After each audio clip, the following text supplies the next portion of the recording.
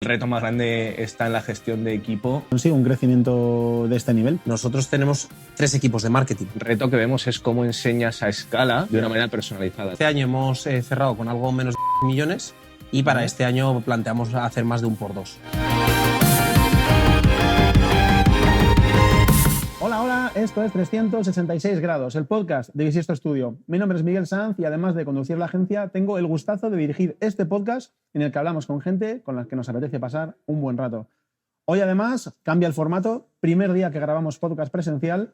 No puedo negar que es porque esta gente me ha empujado un poco. Estamos en las oficinas de Ucademy con Ramiro, voy a leerlo para no decirlo mal, Ramiro Zandrino, CEO de la compañía, y con Pablo Prieto, COO, y además entre los dos súper buenos amigos, gente de buen rollo y de buen comer. ¿Qué tal, chicos? ¿Cómo estáis? Súper bien. Es nuestro, además, primer podcast en presencial juntos, También. así que con ganas de ver cómo sale. Maravilla. Bueno, que sepáis, hemos llegado a sus oficinas. Están en La Castellana, una oficina impresionante, con la buena luz que quienes estáis viendo el vídeo estaréis notando. Enormes, súper bien ubicadas, y cuando hemos llegado hemos colocado todo lo que estáis viendo, los sofás, las mesas, las plantas. Llevamos un rato para montar este set y solamente el montaje, el ratito de charla con vosotros, ya ha molado un montón. Para que la gente que no tenga ubicado Ucademy como proyecto, molaría muchísimo si me contáis a qué os dedicáis. Ramiro. A día de hoy somos un grupo educativo, ¿Vale?, especializado en la parte online, en la que ayudamos a los estudiantes en la parte final, en esa previa etapa al trabajo casi siempre, ¿Vale?, o a una oposición o a un examen competitivo, a prepararse de una manera sencilla, fácil, rápida y cómoda. Normalmente lo que hacemos es tener diferentes formaciones en las que preparamos junto con profesores, dirección académica, todo lo que va a ser el plan del estudiante. ¿Vale? Y a través de una matrícula le ayudamos con todo lo que necesita, ya sean los vídeos, los test, tutorías, clases en directo, para que, sabiendo cuándo va a estudiar, cuándo se quiere presentar y cuál es su estilo de vida, podamos ayudar en el ¿Vale?, camino y que consiga pues, esa plaza, ese acceso a la universidad o una formación profesional. Vale, entiendo que en esa ayuda a estudiantes hay como varios verticales, varios tipos de productos, entre comillas. ¿Cómo lo dividís? ¿Cómo lo hacéis? ¿Cómo los enfocáis? Sí, dentro del grupo tenemos dividido en 3 divisiones. Una es los exámenes de preparación de acceso a la universidad, exámenes de oposiciones y títulos oficiales de FPs, ¿no? Al final, como ha dicho Ramiro, lo más importante y el propósito que tenemos es que toda persona pueda trabajar de aquello de lo que sueña, independientemente de su situación económica, geográfica y demás. Entonces, en cada uno ayudamos de una manera diferente. Sobre todo oposiciones y acceso a la universidad es un examen que que enfrentan en una fecha y tienen que prepararse lo más fácilmente posible y hacerlo lo mejor en ese día. Y en la parte de FPS es muy importante tener esa relación con las empresas para que con las skills que salgan las personas, las empresas sean lo que necesitan. Jolín, oye, me parece una pasada y son como si fueran 3 proyectos en uno, en realidad. O sea, porque son cosas un poco diferentes entre sí. ¿Desde el principio empezasteis trabajando estos 3 verticales o empezasteis por uno que os permitió, digamos, abrir mercado y a partir de ahí habéis ido ampliando? La verdad es que este es el resultado de muchas decisiones que hemos ¿Vale?, ido tomando a lo largo del camino. Nosotros empezamos con un foco exclusivo en la parte de acceso a la universidad. ¿Vale? Fue en la etapa del COVID. En este caso, mi hermano se iba a preparar justo la selectividad, ¿Vale?, cerraron los coles, no tenía cómo prepararse, y desde ahí empezó un poco a germinarse la idea de, al intentar ayudar y mirar que en Internet pues estaba YouTube, El Rincón del Vago y poca cosa más para organizarse realmente, Así es. vimos que ayudándoles a ellos, en este caso a mi hermano y a algunos amigos, habían tenido un resultado muy bueno, y un año más tarde, mientras estábamos viajando por Asia, decidimos lanzar de una manera muy simple y muy humilde, sin pensar en que esto iba a escalar, una plataforma que ayudaba a los estudiantes de selectividad, no solo en aquel momento, como habíamos hecho con mi hermano en mates y física, sino en diferentes ¿Vale?, asignaturas. Y a raíz de ahí, pues tuvo un encaje casi inmediato, tuvo al final una adaptación muy buena, sobre todo en estudiantes que estaban fuera del país o gente ¿Vale?, que trabajaba a la vez. Y con el tiempo, cuando ya empezamos a escalar, vino la estacionalidad. Hay una parte en la que Ostras, los claro, estudiantes ya no iban a coger el examen y un poco a raíz de la necesidad empezamos a mirar qué otros mercados eran similares a la hora de prepararse un examen. qué bueno. Y bueno, pues de ahí empezamos con oposiciones. En oposiciones hemos ido con diferentes segmentos.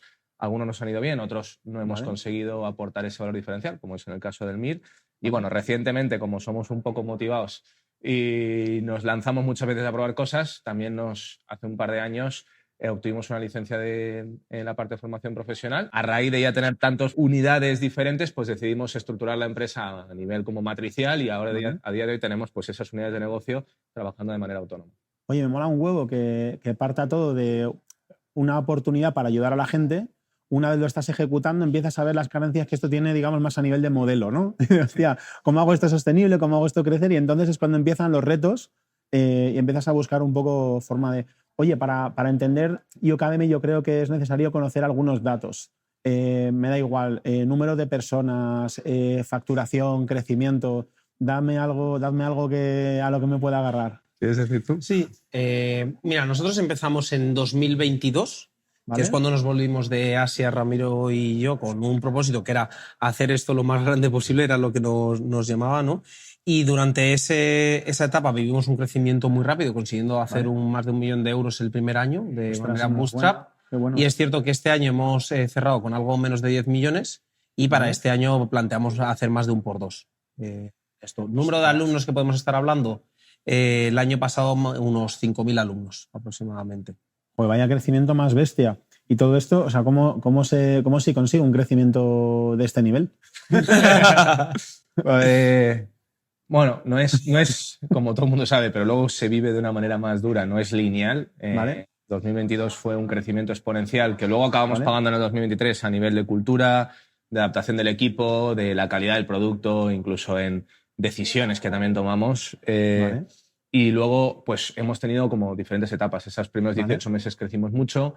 Luego, 2023 y 2024 tuvimos un crecimiento mucho más modesto, donde adicional a esa estructuración recibimos capital externo. Tuvimos ahí 2 rondas de inversión.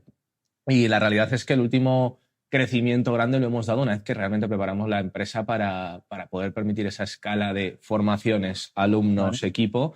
Y pues desde finales del 24 es donde hemos vuelto un poco a apretar el acelerador y a crecer en términos, pues bueno, al final de todo. A día de hoy pues somos 110 en el equipo y también es casi que diría que el reto más grande está en la gestión de equipo que en la parte de alumnos y de ingresos. Joder, no me extraña. Tengo muchas preguntas por ahí, pero antes de terminar, en estas etapas, cuando habláis de que habéis preparado la compañía para escalar, me interesa mucho entender un poco qué cosas habéis abordado, ¿no? O sea, oye, crecéis muy rápido, de repente entiendo que hay cierto grado de... O sea, hay mucha intención, pero cierto grado de sorpresa cuando de repente todo rueda, como decís, pues algunas decisiones quizás pues no están súper alineadas y de repente te encuentras con algunas piezas que no están encajando 100% y que sigues teniendo esa intención y que tienes que arreglarlo, ¿no? ¿Cómo se aborda algo así? O sea, ¿se cambian algunas personas claves del equipo? ¿Cambia uno mismo? ¿Va al psicólogo? Yo sé que haces mucho deporte. O sea, no sé desde qué ámbitos se ataca todo esto, tanto en lo profesional como en lo personal, porque no creo que sea nada sencillo y creo que tampoco está al alcance de todo el mundo. Aquí hay un punto importante y es, hay muchos cambios, ¿no? Como uno dice, los primeros que tenemos que cambiar somos nosotros y todos los que están liderando a personas, ¿no? Creo que al final nosotros somos nuestro limitante o el limitante de la empresa para que pueda avanzar. Uno de los motivos principales que ocurrió es que al final tampoco tienes que inventar la rueda, ¿no? Pero cuando ya empiezas a tener más formaciones o más tipos de clientes, tú sabes cuál es el problema. Por ejemplo, imagínate que tenemos costes de adquisición altos. Puedes saber por qué es ese coste de adquisición, pero no sabes arreglarlo si no hay nadie al lado del cliente o al lado del futuro cliente para solventarlo. Yo puedo saber que en selectividad pues la competencia me está comiendo terreno, pero ya hay un momento en el que tienes tantas formaciones que o estás muy cerca del cliente o no vas a poder tomar esas decisiones. Entonces, el modelo matricial que tenemos, lo que buscamos es que la parte educativa esté muy cerca del alumno para saber qué va necesitando y poder ir innovando en esos productos, y también que la parte de marketing y ventas también esté muy cerca del futuro alumno para ir viendo cómo comer cada vez más mercado, ¿no? Qué bueno. Yo aquí por comentar también a lo que dice Pablo, uno de los retos más grandes que nos hemos afrontado es que cuando éramos menos estábamos todos sentados a la misma mesa y la gente entendía muy bien lo que pensábamos, lo que esperábamos del equipo y se daba como por sentado todo, ¿no? Entonces era muy sencillo y a la medida que crecimos, una de las cosas que más nos ayudó es dejar muy claro por escrito en el onboarding, desde el hiring incluso, un poco la dirección, hacia dónde vamos, cuál es el propósito, la misión, la visión que también tenemos de la empresa, que al final dices, joder, esto de misión, visión que haces al principio no tiene mucho sentido o lo ves como en un papel. Sí. Y es verdad que alinear al equipo constantemente en el largo plazo y en cómo su acción acerca o no a ese propósito te ayuda muchísimo, porque alinea mucho las expectativas. Eso yo sí que lo he sentido como una necesidad que vivimos en el 2025, sobre todo teniendo retos en unidades de negocio que son similares, pero al final no tienen ni la misma propuesta de valor ni el mismo público. Vale. Y luego la otra parte es tienes que adaptarte un poco al sistema y empezar a trabajar en otras cosas, ¿no? Al final, cada vez, a medida que vamos creciendo, trabajamos un poco más en largo plazo. Es como que empiezas a vivir en el futuro. A pesar de que te come el ruido del presente y empiezas a fichar gente más especialista en vez de generalista. En nuestro caso teníamos mucho equipo generalista y a medida que hemos crecido hemos hecho un híbrido entre especialistas y generalistas. Y también un poco el qué delegas y en qué te enfocas. Antes pasábamos casi todos los días a tener mucho efecto push, de estar empujando, y ahora casi que tenemos que filtrar. Hay tanto ruido y tantas decisiones que tomar que tienes que ver en qué te enfocas porque es imposible tener el control de todo. Joder, ninguna de las tres me parece nada evidente luego de accionar, a la hora de ponerlo en marcha. O sea, me parece súper complicado. Me mola mucho la idea de esto que decías de que la misión y la visión son importantes, que no son una cosa que se pone en un papel. Que es verdad que suena, es que somos bobos, o sea, suena como a que huelen las nubes un poco, ¿no? Y no tiene nada que ver, o sea, son los raíles que marcan nuestra relación, ¿no? O sea, ¿en qué momento vital te encuentras tú? ¿En qué momento vital se encuentra la compañía? Compartamos un poco cuáles son las directrices de esos momentos para asegurar que estamos en la misma página, ¿no? Es que es como súper tonto y luego tienes como que volver a ello hacia atrás. Y luego lo de fichar mirando al futuro, esa parte o sea, chicos, ¿cómo narices llegáis a estas conclusiones? O sea, por experiencias. Yo sé que, Ramiro, tú has tenido como algunas otras vidas en el emprendimiento. Pablo, me contabas que este es el primero en el que eres fundador, pero si no estoy equivocado. Pero joder, a mí para este tipo de cosas me ayuda mucho pues, escuchar podcasts, leer libros y sobre todo hablar con gente, ¿no? Como estoy haciendo hoy con vosotros. ¿De dónde sacáis inspiración para tomar decisiones, cambiar vuestra forma de operar? ¿Intuición pura o hay otros lugares? En mi caso personal me cuesta mucho encontrar como un patrón de decir siempre que hago esto me funciona. Porque al final voy a los podcasts porque uno me ha ido bien y empiezo a escuchar los siguientes y cojo el hábito y luego me doy cuenta que lo hago porque tengo ese hábito y no tanto porque me esté ayudando en el problema o el reto que tengo, ¿no? Yo creo que uno parte de que cada vez es escuchar más al equipo. Antes era mucho mirar hacia arriba también y inspirarte en la parte más teórica y en cómo aplicas todo. Y una vez que tienes la base, yo sufro más en lo que tengo que desaprender y en el vicio o el hábito que he adquirido que en muchas cosas que aprender, que es un híbrido de ambas, pero estoy muy viciado por cosas que ya empiezas a hacer año a año y mucho de las nuevas ideas viene del equipo que fichas o del equipo que tienes o del cliente. Y luego otras dos cosas. Una, de hablar con gente de fuera. Para mí eso siempre, con que saques de una comida un buen punto de vista, un nuevo ángulo, una nueva herramienta. ¿Y un buen postre? Sí, un buen postre. Eso es fundamental. Ya te vale. Y luego también dedicamos mucho tiempo a estar como equipo a parar máquinas. Mínimo una vez al trimestre tenemos como un parado de máquinas de 1, 2, incluso hasta una semana, donde vemos cómo estamos como equipo a nivel de conexión humana, a nivel de el Herbit, todas las reuniones que tenemos, a nivel de dirección y luego lo tenemos más frecuente. Es verdad que, por ejemplo, todas las semanas tenemos una tarde completa, en este caso Pablo y yo, donde es una agenda abierta de ideas, ruidos, prioridades, bueno, un poco de todo. Qué bueno. Y yo aquí, por complementar todo lo que dice Ra, también hay un punto y es parte del camino, y lo decimos muchas veces, es inevitable. Entonces, cuando te enfrentas, muchas veces te das cuenta que has aprendido algo porque lo has vivido y no eras ni consciente de que lo estabas aprendiendo, ¿no? Entonces, pues todo el tema, yo qué sé, el liderazgo de personas o ciertas partes de marketing, yo hay cosas que sé ahora de marketing que debido a, por ejemplo, también hubo un momento, sobre todo el segundo año, que ahí lo pasamos mal con la adquisición. Si no hubiese pasado por ese tramo, probablemente o no lo hubiese aprendido tan bien o me hubiese costado mucho más tiempo, ¿no? Entonces, hay una parte que si no has tenido esa experiencia, cuando te enfrentas al problema, buscas esa solución y ya pues la has aprendido. O sea, hay una parte que el proceso es inevitable. Sí, sí.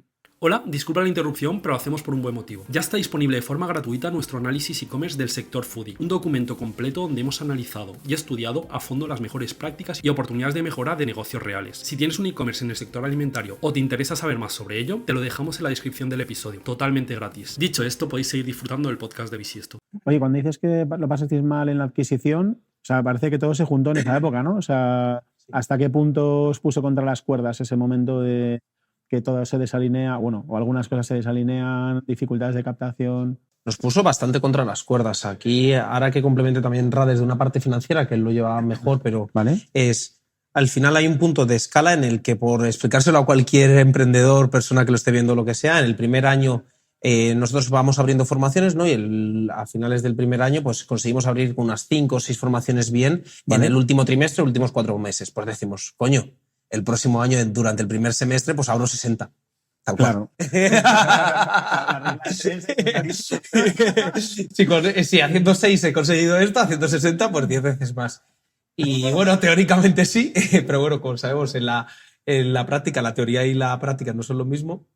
Entonces ahí pues empiezas a ver no todas las formaciones te funcionan igual, la forma de, pues Sí. tú lo verás también en escalando agencias, ¿no? No es lo Sí. mismo llevar una cuenta de 10.000 euros al mes de gasto que Sí. de 150.000 euros de Totalmente. gasto con varias formaciones. Un mindset muy claro que teníamos nosotros después de esto es: hay cierto lead que no puedo coger, aunque lo pueda convertir porque me supera mi coste, ¿no? Entonces, hasta entonces habíamos vivido una época en la que casi todo lead que traíamos nos salía rentable. Es que Claro. durante mucho tiempo no teníamos como tal presupuestos de marketing, era Lo entiendo. a todo lo que dé la máquina. Claro, entonces llega un momento en el que eso empieza a desbordar y hasta que te das cuenta, pues generas un problema y cuando te das cuenta tienes que Claro, has manejarlo, contratado gente, claro. has cambiado procesos, has gastado mucho en marketing y Google no te suele devolver ese dinero. No tienes la costumbre. Por lo que sea. No. Yo creo que una de las cosas que más pagamos en el 23, después del año que habíamos abierto, y es una cosa que nos ha quedado bastante marcada, y es muy peligroso que te vaya bien y no sepas por qué. Y es que estuvimos 14 meses facturando más cada mes que venía, y eso, claro, nos hizo pensar que la estacionalidad no existía, que cada mes podías hacer lo que quisieras, que realmente era igual de fácil ganar al juego, vamos a decir, y realmente eso, promovido, que si encima cuando tú tienes una inversión va a potenciar tu buena o mala decisión, te la acelera. Pues recibimos una inversión sin un playbook claro, como ha dicho Pablo, de abrir formaciones, no tener un claro método de hiring o validación cultural. De las nuevas éramos 30 y pasamos a ser 70 en ese trimestre. Más que no tienes claro aún por qué te va bien, cómo captas, cómo realmente das el producto, pues se juntó una tormenta perfecta en la que además casi todas las decisiones que habíamos tomado no eran las hipótesis correctas, ¿no? Entonces eso nos llevó a una situación financiera muy complicada durante bastantes meses, y eso deriva luego en pérdida de talento, en un cliente enfadado o mala reputación. Entonces genera un círculo vicioso del cual cada vez es más difícil salir, y que, bueno, pues empiezas a tener continuamente que vivir más pensando en el presente y en cómo sobrevives que en construir. Me encanta. Tío, hay una frase que me has dicho justo antes de grabar, Ramiro, que me has dicho algo así, digo, ¿qué tal? Y no sé cómo ha sido exactamente, pero ha sido algo así como aprendiendo a diferenciar lo que son problemas de retos, porque últimamente tengo sensación de que tengo muchos problemas y cuando los miro de frente en realidad solo son retos, ¿no? Y lo contraponías un poco con esa época un poquito más complicada. Digo, joder, tío, qué potente eso, ¿eh? Sí, al final cuando el cuerpo no distingue muy bien la adrenalina y todas esas emociones, y nosotros que venimos del año pasado a haber estado esos casi 2 años en las trincheras, es como soldado que vuelve de la guerra y da igual que suene la música, escucha disparos, pues en cierto modo a mí me sigue pasando un poco el hecho de que viene un reto y mi primera reacción emocional o de sensación es de ponerme a la defensiva o pensar que se va a caer todo, ¿no? Entonces, pues lo que te decía, tenemos retos increíbles ahora, en general todo florece y volvemos a estar en época de paz, pero hay que recordárselo conscientemente a uno porque si no acabas drenado y no sabes por qué. Me encanta que lo llames época de paz, o sea, entras en la oficina, había aquí, o sea, un ambiente increíble, ¿eh? O sea, la gente aquí todo como muy revuelto, o sea, dentro del orden, ¿no? Todo como la gente pues moviéndose, no sé qué, tal, como uno para otro lado, tal. De repente estamos hablando y empiezan a aplaudir y digo, ¿pero qué le pasa a esta gente, no? ¿Por qué aplaude la gente? Aquí hay un punto muy importante y es, esto lo vivimos tanto en el trabajo como en nuestra vida personal, y es: la vida está para vivirla, disfrutarla y ser feliz. Y uno de los puntos que nosotros hacemos aquí en la empresa es celebrar a lo bestia. Es un principio de conducta que tenemos. Entonces tenemos diferentes rituales, pero en este caso el que tú has vivido es que siempre que un alumno confía en nosotros para formarse, tocamos un gong y todo el mundo para y aplaude. Da igual que estés gestionando una campaña de marketing, que estés haciendo un código o que estés en una reunión, intentas aplaudir para celebrarlo. Entonces, mola un huevo. Es un poco por lo que me vais contando y este tipo de rituales, entiendo que tenéis un equipo en el que gran cantidad de personas tiene que ser equipo comercial. No os he preguntado sobre cómo se estructura el equipo, pero creo que es momento perfecto para entender un poco cuando alguien se mete en esta pecera, qué peces se encuentra, ¿no? Sí, realmente, bueno, el equipo comercial, vamos a llamarlo de desarrollo junto con marketing y ventas, será algo más de la mitad del equipo, un 50-60%, dependiendo de la etapa que hemos tenido. Y yo creo que viene un poco por dos motivos. Uno, la gran mayoría de roles que hemos desarrollado ambos en trabajos o empresas anteriores ha estado muy ligado a esa parte de desarrollo de negocio y a través de montar equipos operacionales basados en la parte de ventas, y luego también por el mercado en el que vivimos. Estamos en un mercado donde aportar esa confianza al alumno previa en la toma de decisión, que le va a cambiar la vida al final, o sea, vas a decir oposita durante años o estás eligiendo a qué carrera, entras o no entras, entras, sí, al final es un tema que va a cambiar de manera diferencial tu vida. Esa parte de guiado comercial, de orientación y de generación de confianza vemos que es fundamental. Entonces, un poco entre la mezcla de nuestra tendencia natural más lo que vemos que ha encajado en el mercado ha hecho que la mitad del equipo, un pelín más, esté enfocado en desarrollo. Esto, Ramiro, y entiendo también un objetivo de crecimiento claro que exige que haya un movimiento comercial fuerte. No lo hemos tomado tanto como estrategia, yo creo que ha sido más una consecuencia de la inercia natural de tengo tantos alumnos potenciales, estos leads, no puedo trabajarlos, la tecnología aún no la tengo desarrollada como es para escalar el tratamiento de estos leads y muchas veces de manera reactiva hemos dicho, pues metemos más parte de equipo comercial, que no indica que no hagamos cosas a día de hoy con herramientas tanto de desarrollo interno como externo para poder aumentar esa capacidad, pero bueno, no... Ha sido más dado por la situación que íbamos viviendo que por estrategia. Mola mucho. Y aparte del equipo comercial y marketing, que representa esa casi mitad del equipo, ¿qué otros equipos tenéis? O sea, ¿cómo se distribuyen los equipos en la empresa? Hay una parte muy importante que, digamos, ese es el equipo de preventa, ¿no? Digamos, o antes de la venta.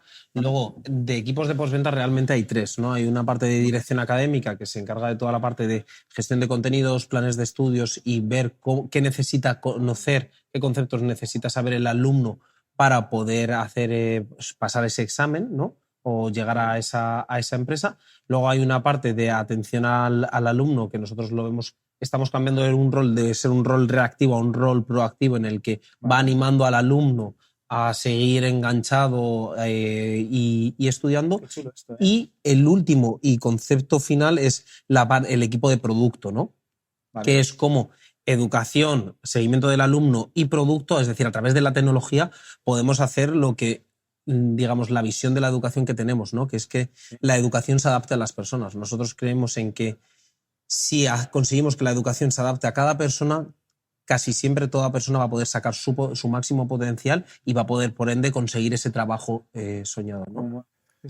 Esa parte de tecnología, nosotros somos conscientes de que hay muy buenos profesores, muy buenas academias y que realmente no es que vayamos a formar mejor que cualquier otro, el reto que vemos es cómo enseñas a escala de una manera personalizada. Entonces, el reto que tenemos en la parte de tecnología es cómo vas estudiando los diferentes casos que tiene un alumno, su nivel inicial, el tiempo de estudio, la curva de olvido, cada cuánto vuelve, el tiempo que tiene hasta el examen y cómo configuras de una manera escalable, que al final no dependa de ese profesor o coach que es el customer que tenemos nosotros, para que tenga éxito el alumno. Entonces, pues bueno, es un reto gigante en el cual seguimos y vas metiendo nuevos inputs, porque al final uno de los grandes retos a medida que escalas es no perder esa calidad. Y luego, por ser online, que el enganche que tiene un alumno y la cantidad de abandono que hay en general es súper alta. Total. Estaba justo pensando cuando hablabais de esto, bueno, lo primero, oye, el talento de ese profesor es clave, pero no puede marcar la experiencia de mi alumno, porque tengo muchos alumnos, ¿no? Entonces el que marca la calidad soy yo, por lo tanto, pues tengo que generar ayudas a ese profesor como para... Y también estaba pensando en esta parte que hablabas, que hay un concepto que me encanta, que seguro que manejáis, que es el de la adherencia, ¿no? En procesos educativos, es justamente eso, ¿no? ¿Cómo soy capaz de adherirme? Bueno, procesos educativos y terapias, ¿no? Que pasa mucho. ¿Cómo consigo que la persona realmente esté enganchada con esto y le saque partido? Y hace un tiempo que voy escuchando a algunas personas que hacen cosas chulas sobre... pensando un poco en la experiencia educativa como algo global, ¿no? Me imagino que en vuestro caso, producto tiene tanto la parte de tecnología como a través de estos perfiles, como ir entendiendo cómo hacéis que esto esté unificado, ¿no? Que la persona entre o sea, desde el principio encuentre una experiencia totalmente unificada, como un hilo conductor, no lo sé, a lo mejor me estoy flipando. Aquí es un tema que nos ha dado 1000 vueltas, hemos cambiado la plataforma un montón de veces y es verdad que nosotros a día de hoy, como lo hemos planteado, es agrupar los alumnos según su objetivo final. Que parece muy obvio de primeras, pero es verdad que cuando tienes pues, más de 15 ciclos en la parte de FP, con gente de primero, de segundo, con convalidaciones, tienes no sé cuántas oposiciones, gente en Latinoamérica para que viene a España o Portugal para acceso a la uni, empieza a tener muchos casos distintos. Entonces nosotros lo agrupamos en torno a lo que es la promoción y tenemos estructurado todo lo que necesita un alumno para llegar a ese objetivo en la fecha que necesita. Y a partir de ahí trazas desde el final el camino de todos los steps que tiene el alumno. Algún alumno tendrá algunos ya cumplidos y otros no, ¿no? Entonces, la plataforma gira en torno a cuánto le falta al alumno para llegar al objetivo y cuál es el siguiente step más efectivo para acercarle. Que no siempre va a ser mirarse un vídeo, a veces será que elija la universidad o que aplique a un empleo en el caso de FP o que suba un documento administrativo porque tiene que subir pues documentación de lo que sea. Pues que es muy loco. O sea, lo que pienso es como la dificultad de traer todas esas cosas que son en realidad de ámbitos diferentes a una misma experiencia. Eso es. O sea, ¿y quién es el dueño de esa experiencia? Que permita que haya adherencia dentro de los cursos, o sea, que la gente entre y los termine. ¿Hay alguna persona que tenga como ese rol específico o está repartido entre estas áreas que me habéis contado? La experiencia completa no pertenece a un único rol. Aquí, ¿cómo lo diríamos? Hay una parte del equipo de tecnología y product management y la parte de diseño es central. Entonces, esa capa base sobre la que luego se construyen las diferentes, pues la parte de academia, la parte de FP, sí que es central, pero luego hay ciertas libertades que, en este caso, la figura de dirección académica dentro de cada unidad de negocio es la que diseña esa promoción o cómo va a ser el camino del estudiante. Y luego lo ejecuta en conjunto con los profesores, jefes de estudios y con la parte esa que hemos dicho de coach, que es el compañero de viaje del alumno. Entonces, no está solo en un sitio, porque al final hay las dependencias a nivel tecnológico, pero sí que hay unas libertades en las que cada director académico diseña qué pasos debería dar el alumno para llegar a ese objetivo. Oye, mola bastante. Si no me estoy equivocando, tenemos por un lado el profesor que tiene que entender muy bien la materia y el objetivo, digamos, de que se va a evaluar. Por otro lado, el alumno que tiene pues unas inquietudes y necesidades. Y por otro lado, la experiencia como tal. Está ese director académico un poco por encima, supongo. Sí, al final también dentro de cada unidad de negocio te encuentras una casuística diferente, ¿no? En el caso de acceso a la universidad es fundamental entender muy bien qué es lo que el alumno realmente quiere hacer, porque damos por hecho que el alumno tiene claro la carrera y no es así. Primero tienes que tener claro de qué quieres trabajar para poder decirte qué asignaturas o en qué lugar son las que te ponderan mejor, si necesitas estudiar 4, 5, 6 asignaturas y cómo configurarte. Entonces, antes de empezar, si eso no está bien, vas a estudiar las asignaturas incorrectas o incluso, aunque te digamos el sitio donde vas a ir a la carrera, como hayas elegido una carrera a dedo y no lo hayas trabajado antes, a lo mejor acabas en un sitio que abandonas el primer año, ¿no? Entonces hay un trabajo previo. En cambio, en el caso de la oposición, si te vas a presentar a una posición concreta, no tienes tanto que pensar, a lo mejor, pues, qué asignaturas coges, pero a lo mejor, si es policía local, todas las potenciales convocatorias que pueda haber de ayuntamientos las tienes que tener en cuenta. Y en el caso de FP, pues es la salida laboral, ¿no? Es decir, esa parte de prácticas e inserción laboral la tienes que tener en cuenta a la hora de hacer la formación. Joder, aquí, o sea, está claro y quiero preguntarte en este caso a ti, Pablo, que llevas la parte más de operación, o sea, son 3 empresas en una. Sí, hay un objetivo común, pero esa división entiendo que trae muchos beneficios y también muchos retos. En la práctica, ¿qué significa para ti, por ejemplo, en el día a día, ¿no? A nivel de gestión, para asegurar que todos están alineados, pero a la vez que tiene independencia? Aquí hay varios puntos, ¿no? Creo que como todo sistema tiene sus fortalezas y sus debilidades o amenazas, ¿no? Nosotros tenemos un sistema híbrido en el que hay una parte central y luego hay partes verticales que están en cada línea de negocio. ¿Qué es el contra, sobre todo? Tiene que haber una sobrecomunicación increíble. Esto nos vino muy bien. Toda la parte, por ejemplo, el libro de High Output Management de Andrew Grover, creo que se llama, que era el CEO de Intel, decía, tío, es un sistema, al tener un sistema matricial o híbrido, vas a ganar mucha eficiencia porque vas a conseguir que la gente esté cerca de tu alumno o de tu futuro alumno, pero hay cosas que tienes que pagar y esto fue un muy buen mindset que tuvimos nosotros porque ahora cuando tenemos sobrecomunicación sabemos que es parte del juego y que no nos la podemos quitar, ¿no? Sí que es cierto que hay muchas sinergias. Por ejemplo, nosotros tenemos 3 equipos de marketing. Si bien hay bastante consenso entre ellos y todos saben lo que están haciendo los otros, cada uno tira por su vía o va experimentando, innovando en sus líneas y se comparte mucha información. Entonces, nos pasa muchas veces que este trimestre pues Opus ha encontrado una cosa que le beneficia al resto y el trimestre siguiente pues será al revés, ¿no? Y pasa tanto en equipos de educación, equipos de marketing, de ventas, etc. Entonces, hay un gran reto que es sobrecomunicar, tener a la gente alineada. La información tarda más en llegar también porque tiene que pasar varias capas.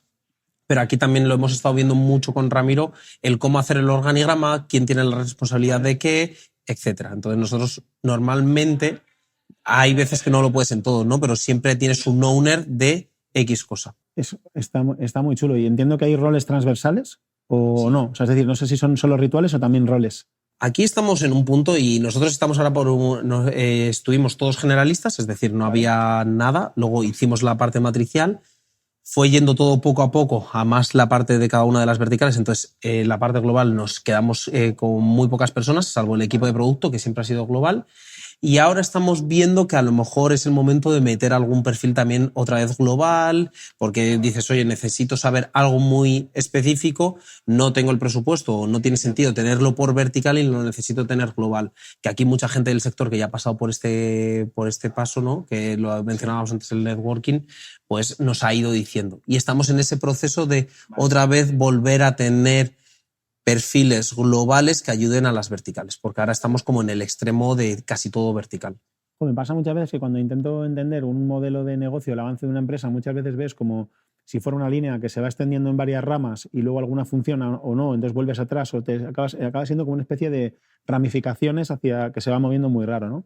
Pero cuando piensas en la parte de operación, en la gestión de equipos, es como capas. No sé cómo explicarlo, es como si fuera un acordeón, ¿no? Es como que te haces grande, te haces pequeño, yo que sé, fomentas la comunicación y empiezas a meter roles por ahí porque ves que se te va de madre y acabas metiendo demasiado y acabas siendo ineficiente, entonces tienes que recortar, o sea, es como una especie de inflarse y desinflar, casi como una respiración de la empresa, ¿no? La operación. Sí, totalmente. Aquí nosotros es verdad que por la cantidad de desenfoque que cogimos atacando a tantas unidades de negocio, hemos tenido que tener una estructura más compleja de lo normal para el tamaño que teníamos. Al final, la gran dificultad no es por el tamaño de la empresa o la gente, sino por la estructura, que aunque creciéramos ahora un por 4, probablemente no sería mucho más complejo a nivel de toma de decisiones, porque es quién toma la decisión de qué. Entonces, comúnmente lo que hacemos es que la vertical o la unidad de negocio tiene el voto y la horizontal tiene el veto.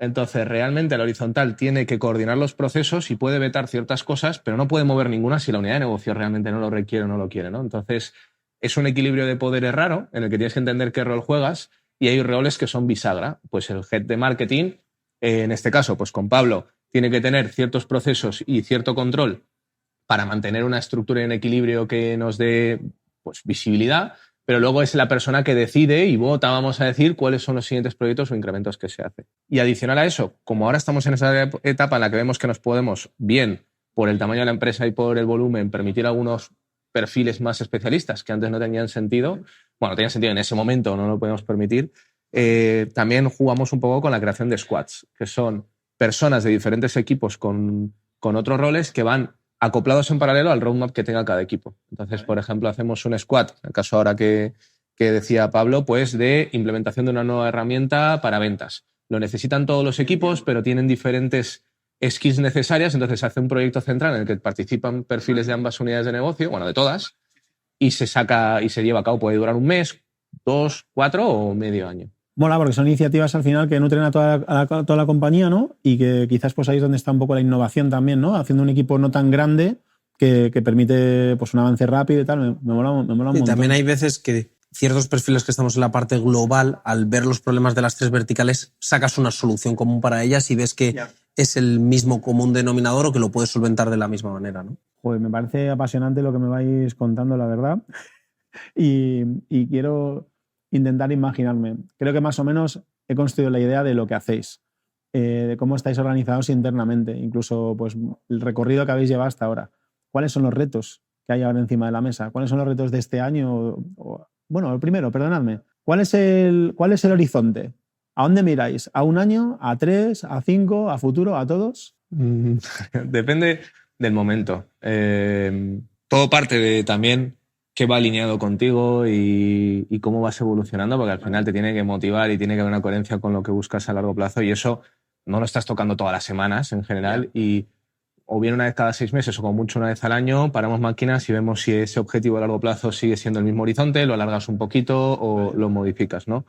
Y normalmente lo estamos mirando entre 3-4 años vista, que alinea también con la parte del capital y esos inversores externos con un poco la promesa de valor que das, pues en ese plazo temporal tú tienes unos compromisos y normalmente lo solemos mirar ahí a modo de decisión macro, ¿no? De cuánto voy a crecer o cuánto riesgo voy a cometer o qué unidades de negocio voy a abrir. O sea, no sé si voy al mar, pero voy hacia el norte, ¿no? Eso es. Tienes un poco la dirección, ¿no? Eso y aparte es. de ahí, pues tienes una misión con la empresa de una propuesta de valor diferencial en el mercado que cada vez quieres consolidar más a medida que vas creciendo.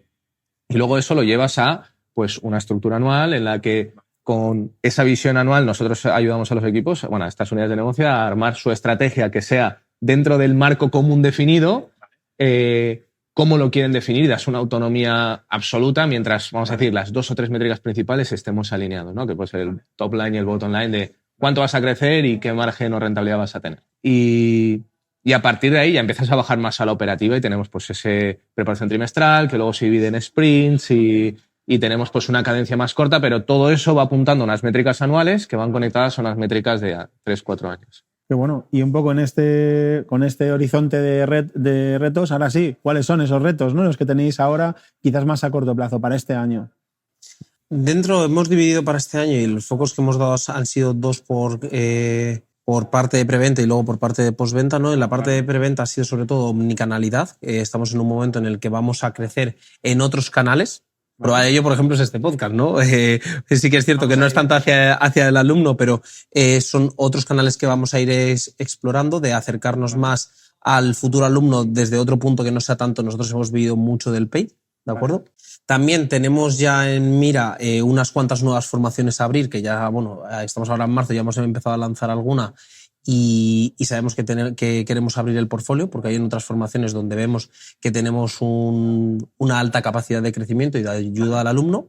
Y luego en la parte sobre todo más de cara al alumno es conectarle con su objetivo final, ¿de acuerdo? Y no me acuerdo del otro. Ahora se me ha ido. Bueno, y luego incluir más la parte de tecnología en el día a día de la empresa. Es verdad que hemos sufrido con el crecimiento adaptar procesos más rápidos, pero que son manuales y que ya se han quedado como instaurados. Y es verdad que a día de hoy, ya no solo con la IA per se, pero bueno, la IA más toda la parte de tecnología, ya no solo para el alumno, sino para los equipos, cómo hacemos para que no crezca el equipo al ritmo que crece el negocio, pues ahí gran parte de los proyectos que tenemos es cómo preparamos un sistema o una herramienta interna o externa para poder escalar mejor los equipos.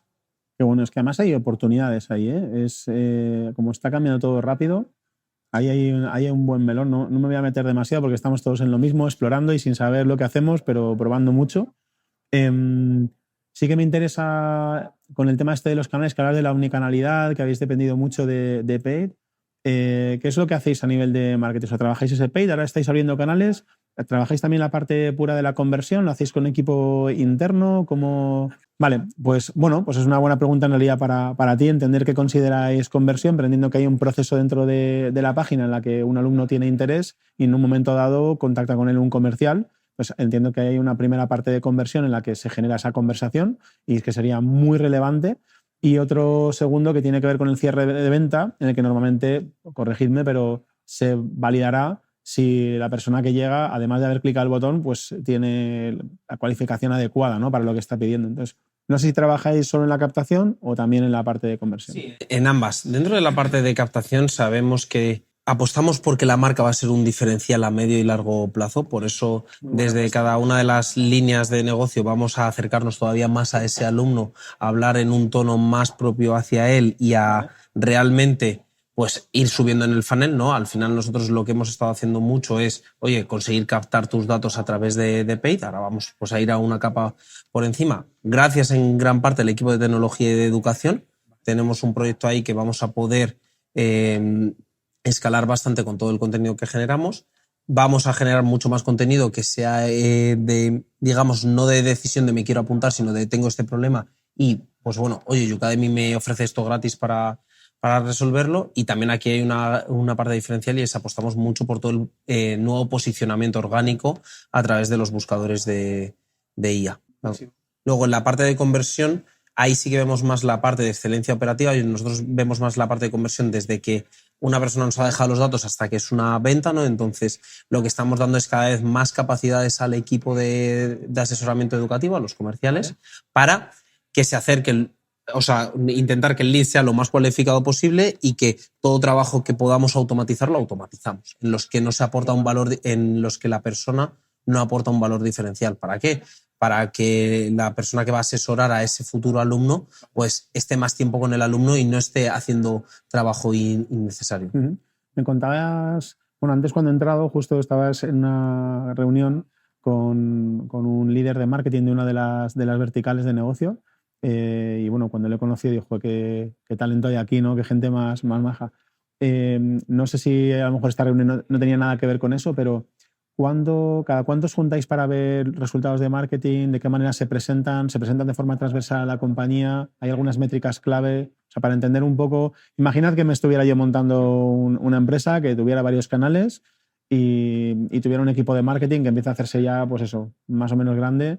¿Cada cuánto les pido cuentas, ¿no? ¿Y qué cosas miro, por lo menos si sois vosotros? Vamos muy rápido, entonces, dependiendo del rol, vas con unas cadencias u otras. Es cierto que tomamos decisiones en horas. Nosotros podemos estar, de cuando decimos que si, por ejemplo, abrir una formación a lanzarla, podemos estar hablando que pasan 2 días y ya estamos consiguiendo ya primeros leads y primeras ventas. Entonces, nosotros si hay algún problema y de verdad ese problema mueve la palanca, lo atacamos al momento. Es cierto que, claro, ahora es cuando, pues lo que decía Ramiro antes también de que vamos aprendiendo, ¿no? Es, oye, esto está siendo un ruido, pero este fuego lo tengo que dejar arder y no me tiene que preocupar. Entonces, sí que es cierto que, pues, por ejemplo, en nuestro caso, los líderes por ejemplo, en nuestro caso nosotros es más mensualmente. Yo ahí sí que entro más a veces semanalmente porque ayudo mucho a los directores de marketing y directores de ventas, pero dándoles también mucha autonomía, ¿no? Ya, por suerte, todos llevan bastante más tiempo en la empresa y tienen un gran aprendizaje y tienes que confiar en ellos. Sabes que no todos los experimentos van a salir y es cierto que venimos de un muy buen track record de estar cumpliendo resultados. Entonces, ellos sí que lo hacen diariamente e incluso por horas. Es decir, si hay un problema en una formación, por eso también trabajamos aquí todos juntos en la oficina, lo atacamos al momento. No somos pues la típica empresa o el típico grupo de, buah, esto lo resolvemos mañana. Nos quema. Sí, aquí, a nivel, aparte de marketing, a nivel global, una de las cosas que más nos ayuda a diferenciar es qué cadencia necesitas de reporting versus qué cadencia necesitas de toma de decisiones. Porque normalmente las tiendes a juntar y a querer revisar datos y tomar decisiones y lo hemos como desacoplado. Y luego dentro de la toma de decisiones es si vas a poner un nuevo objetivo o vas a hacer una nueva acción para conseguir ese objetivo. Entonces, dentro de lo que decía ahora Pablo, pues todo lo que son nuevas acciones para esos objetivos, tienes libertad diaria o por horas tienes que iterar lo más rápido posible para llegar a ese objetivo y hacer esas acciones que normalmente caen dentro de un sprint. Si quieres ponerte nuevas metas, ahí es donde está la parte transversal en la que pues hay reuniones que llamamos nosotros consejos, que entre todas las figuras con tu mismo rol para ayudarte en esa toma de decisiones. Y luego el nivel de reporting está desacoplado de esa toma de decisiones que quieres desbloquear lo antes posible, ¿no? Entonces tenemos un reporting semanal que es a negocio directamente de las unidades de negocio en las que hablan en general de las métricas o hechos más relevantes, y a nivel mensual viene desde la parte global. Es decir, en este caso Pablo coge y hace el build-up, vamos a decir, de la suma de toda la parte de marketing y ventas, en este caso, qué insights, retos o bloqueos tenemos. Y lo mismo pasa por la parte de dirección académica o la parte de atención al alumno. Entonces, bueno, tenemos diferentes cadencias que en 3 meses son otras. Y luego porque es algo que vamos iterando mucho esto porque normalmente suelen ser los mayores inhibidores de crecimiento, es el tiempo que pasa entre la información que es demasiado corto o demasiado largo y quién toma las decisiones que no has dado la autonomía o la directriz clara. Entonces, no nos quema cambiar cada trimestre o cada 6 meses un par de reuniones o un informe o lo que sea, porque se van quedando obsoletos más rápido de lo que nos gustaría. O sea, me gustaría quedarme como un par de minutos pensando en lo que acabas de contar y cómo puedo aplicarlo en mi negocio, en Bisiesto. Ya te lo digo de antemano porque parece una tontería, pero lo veo súper valioso. Chicos, llevo un buen rato, os he preguntado casi por todo, os he cotillado un poco todo lo que hay debajo de la casa, mira, incluso debajo un poquito de la alfombra. Y hay solamente un par de cositas más que me molaría saber. La primera y más importante, es porque cuando os he preguntado los nombres me has dicho tu panda y tu lobo. ¿Qué pasa aquí? Pues, O sea, ¿qué os pasa en la cabeza? Dentro de todo lo que hemos hecho a nivel cultural y gran parte de nuestro, no sé si decir esfuerzo, porque no lo vimos como un esfuerzo, pero de inversión más a ciegas que hacemos es en el equipo y en cómo se vive la experiencia del día a día. Como antes ha dicho Pablo, tenemos una parte de celebrar y de ser conscientes de que no solo importa la meta, sino de cómo pasas ese camino. También hay una parte muy importante, en uno de los valores que llamamos la parte de ser manada con los animales y todo esto, que es esa identificación como grupo, ¿no? Y pasa desde que nos saludamos todos a cuando venimos y nos vamos, a la gran mayoría somos una empresa presencial en mayoría y muy de contacto físico. Y en esa parte, pues en esa identificación del grupo, pues tenemos en los rituales, cuando alguien entra y pasan 2 semanas, elige un animal con el que se identifique, por los rasgos personales o profesionales que tenga, y hacemos que no se repita porque cada uno tiene esa habilidad única dentro de un ecosistema común, Vale. ¿no? Entonces, esto empezó en 2022 como una broma de pues tú te pareces a tal o tú esto, y como acabamos de leer el libro de Principios de Ray Dalio, que lo hace con unas tarjetitas de béisbol y no sé qué, pues lo adaptamos a nuestra manera y dijimos, vamos. Tenemos que tener. Yo, de hecho, me pasa mucho que tengo cada vez más cuidado con lo que leo porque tiendo, si me gusta lo que dice el autor, ya empiezo a no tener el suficiente filtro y empiezo a aplicar demasiadas cosas. Entonces, ya hemos pasado un momento de querer leer cuantos más libros a dedicar mucho tiempo a seleccionar qué libros realmente merece la pena releer o coger nuevos. No es una tontería. A mí me habéis prometido que yo podía elegir animal. Totalmente. O sea, estás aquí es que, claro, es que además, o sea, resulta que cuando eliges el animal no lo puede elegir nadie más. O sea, es tu animal ya para siempre. O sea, eso ya, o sea, voy a ir viniendo cada semana para ver que no haya nadie que me lo haya quitado. No, vas a estar en el Notion, una listita aquí. Mira. Miguel, bueno, no sé si Sanzo bisiesto. Qué bueno. Pues mira, os cuento así a nivel un poco de anécdota. Tenemos mi socia y compañera Paula es la que se encarga en todas las weeklies de hacer como un rompehielos. Y es muy buena haciendo que empecemos todos la semana con muy buen humor. Y una semana, pues yo qué sé, debía tener poco tiempo o algo y dijo, venga, pues vamos a ver qué animal somos cada uno, ¿no? Y entonces pero no era como ponerte tú un animal. Tú te ponías tu animal y luego el resto de la gente lo tenía que adivinar. Nosotros, como somos 14, pues es como más sencillo que con el jaleo que tenéis aquí montado, ¿no? Y me acuerdo cuando salió el mío, empieza a decir la gente, lobo, gorila. Y yo digo, si yo había puesto foca. O sea, yo he puesto aquí algo así como redondito, amable, ¿sabes? Aquí comilón, ¿no? Y la gente me ponía unas cosas y digo, bueno, esto también significa algo que hay que trabajar. Bueno, vamos a por ello. Como foca creo que da problemas, de hecho cuando me dijo Paula, ponme el animal que tal, no sé qué, le dije, pues no sé, foca. Y luego si se lo pone en un juicio podría tener problemas, ¿qué le estoy diciendo? Foca no, pero león marino sí me va. León marino sí me va. Y está disponible. ¿Está disponible? Sí, sí. Está disponible. O sea, ¿se hacen camisetas o se tatúa uno esto? Cuando pasa un año funciona? te damos un peluche. Es verídico. Y hay gente que se lo ha tatuado. Porque he visto un panda ahí de verdad en una estantería. Hay gente que se lo ha tatuado. ¿En serio? Sí. Aparte del logo de Youcademy. Madre mía. Sí, habrá unos cuantos que tenemos. Vamos a dejar claramente esta conversación. Venga, y voy a por la última, que es un tema que me interesa personalmente.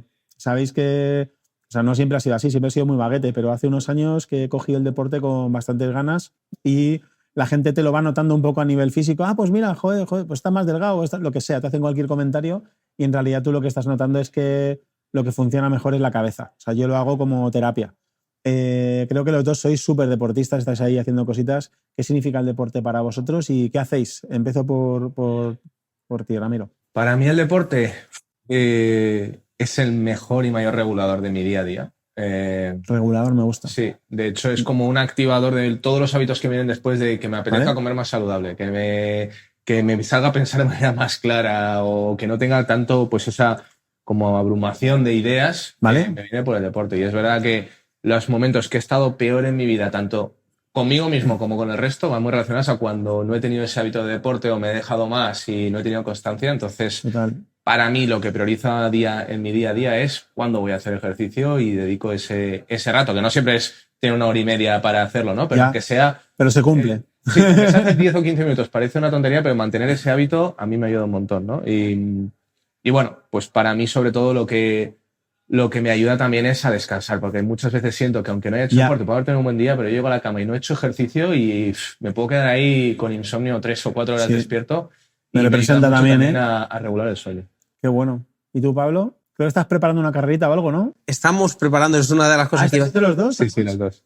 Aquí hay una cosa ya para mí, más a nivel personal, me he sentido muy identificado con esa parte de meditación. Como he dicho antes, toda fortaleza tiene también sus amenazas y sus debilidades. Yo, por ejemplo, soy una persona muy nerviosa. Yo, por ejemplo, hoy me he levantado, como que decía Ramiro, además cuando lo ha dicho, he dicho, digo, ya sé que a él le pasa muchas veces y eso me consuela, pero me he levantado como con ansia, estrés, y luego he pensado, pues si solo tengo que hacer 2 cosas, digo, hablar con Miguel y grabar el podcast. Y digo, tampoco hay mucho más, ¿no? Entonces, a mí el deporte me ayuda mucho a canalizar, a relajarme, a priorizar las cosas y también se me ocurren muchas ideas. Por ejemplo, a mí me encanta salir a correr. Es cierto que yo siempre había hecho mucha bici, pero ahora desde que estoy en Madrid salgo a correr, música a tope en los cascos y ahí hay veces, normalmente rara vez tengo un sentimiento triste, normalmente me creo el rey del mambo. O sea, invencible. Sí.